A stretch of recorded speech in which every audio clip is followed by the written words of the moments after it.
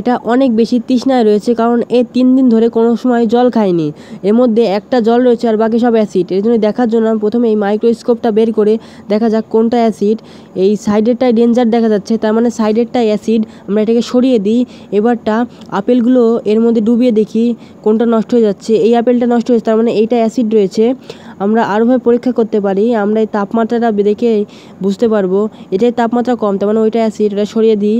আর কি করা যায়, এখানে চামচগুলো গুলিয়ে দেখি এখানে কিছু বোঝা যায় নাকি। এখান থেকে চামচটা হারিয়ে গেল, তার মানে এটা অ্যাসিড, এটাকে সরিয়ে দিই। এবারটা এখানে আমরা একটা মাছি দেখতে পাচ্ছি, মাছিটা এটা খালো, ভাই খেয়ে মরে গেল, তার মানে এটাও অ্যাসিড রয়েছে, এটাকে সরিয়ে দিই। সরিয়ে দেওয়ার পরে আমরা আর কি করতে পারি, এবারটা দেখা যাক কী করা যায়। এখানে দরজার পেছনে একটা কুকুর রয়েছে, কুকুরটাকে এখানে নিয়ে আসি। কুকুরটা শুকে বলে দিয়েছে এইটা তার মানে অ্যাসিড, এটাকেও আমরা সরিয়ে দেবো। দেখা যাক, সরিয়ে দেওয়ার পরে আমাদের কাছে আর 2টা রয়েছে। এবারটা কী করা যায়, কোথায় ক্লিক আসে, কোথাও তো ক্লিক আসছে না। এবারটা আমরা এটার পরে ক্লিক করে দেখি এটাই ক্লিক আসে নাকি। এটা সরিয়ে দিয়েছি, এর মধ্যে জল দেখা যাচ্ছে, তার মানে এইভাবেই এই মেয়েটা জল খেয়ে পিপাসা মিটিয়ে ফেললো।